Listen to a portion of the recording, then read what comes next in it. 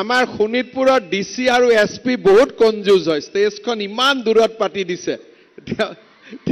তেওঁলোকৰ অলপ আগতে লিচু বাগানতো সাংবাদিকসকলৰ ওপৰত কিবা কিবি কৰিছে মই ৰাজহুৱাভাৱে কৈছো মই ডিসি আৰু এসপিৰ এই কামটোক মই ভাল পোৱা নাই আৰু মই ইয়াতে ৰাজহুৱাভাৱে কৈছো যি নহক আমাৰ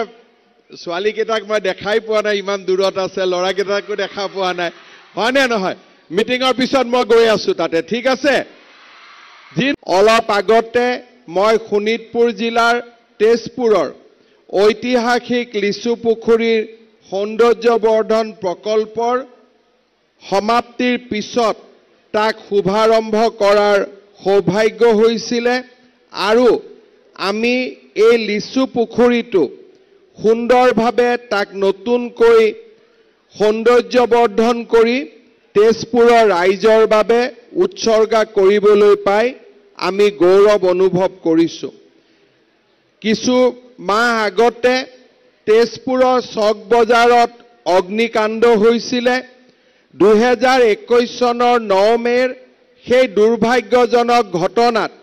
300ৰো অধিক দোকান ভস্মীভূত হৈছিল পৰৱৰ্তী সময়ত এই দুৰ্ভাগ্যত আক্ৰান্ত হোৱা ব্যক্তিসকলক সাক্ষাতৰ বাবে তেজপুৰলৈ মই আহিছিলো আৰু সেই সময়ত মাননীয় মন্ত্ৰী অশোক সিংহাল ডাঙৰীয়াৰ উপস্থিতিত চক বজাৰ পুনৰ নিৰ্মাণৰ প্ৰতিশ্ৰুতি দিছিলো আজি আমি গৌৰৱ অনুভৱ কৰো যে প্ৰতিশ্ৰুতি অনুসৰি 30.46 কোটি টকাৰে এতিয়াৰে পৰা এই চক বজাৰ নিৰ্মাণৰ কাম আৰম্ভ হ'ব নিৰ্মাণৰ সময়ছোৱাত যাতে ইয়াত থকা ব্যৱসায়ীসকলৰ জীৱন আৰু জীৱিকাৰ ওপৰত আঘাত নপৰে তাৰ বাবে আমি 3.6 কোটি টকা ব্যয় কৰি ধুবি ঘাটত 254খন দোকান নিৰ্মাণৰ কামো হাতত লৈছো আমি শোণিতপুৰ জিলাত কেবিনেটৰ বৈঠক অনুষ্ঠিত কৰাৰ সময়ত এই জিলাখনৰ উন্নয়নৰ বাবে কেবাটাও নতুন কথা ঘোষণা কৰিছিলো বৰপুখুৰীৰ সৌন্দৰ্যবৰ্ধন প্ৰকল্পৰ কথা সেই সময়ত আমি উল্লেখ কৰিছিলো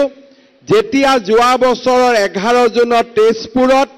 আমাৰ কেবিনেট বৈঠক অনুষ্ঠিত হৈছিল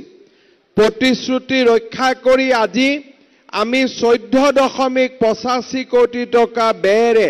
এই বৰপুখুৰী সৌন্দৰ্যবৰ্ধনৰ কাম হাতত লৈছো এই বৰপুখুৰীত ইয়াত দ্বীপটোৰ উন্নয়ন মিউজিকেল ফাউন্টেন বাহিৰত বহিব পৰা আসনৰ ব্যৱস্থা নাও চলোৱাৰ বাবে ঘাট ল্যান্ডস্কেপিং চিলড্ৰেন প্লে জোন আদি ইয়াত আমি সন্নিবিষ্ট কৰিছো হজৰাপাৰ ৱাটাৰফ্ৰণ্ট উন্নয়ন আৰু ৱাটছ টাৱাৰ নিৰ্মাণৰ বাবেও আজি আমি 24 কোটি টকাৰ এক প্ৰকল্পৰ আধাৰশিলা স্থাপন কৰিছো তেজপুৰৰ ঐতিহ্য আৰু সাংস্কৃতিক পৰম্পৰাৰ বিষয়ে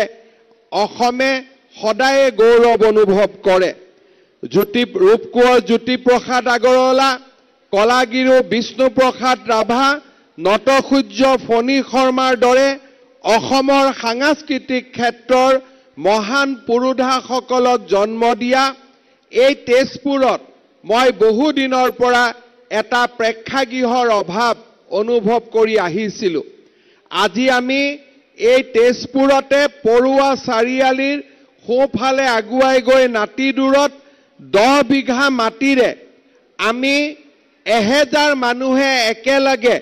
অনুষ্ঠান উপভোগ কৰিব পৰাকৈ 27 কোটি টকাৰ এটা আটক ধুনীয়া অডিটৰিয়াম তেজপুৰবাসীৰ বাবে নিৰ্মাণ কৰাৰ আমি সিদ্ধান্ত লৈছো মই বিশ্বাস কৰো বৰপুখুৰীৰ সৌন্দৰ্যবৰ্ধন আৰু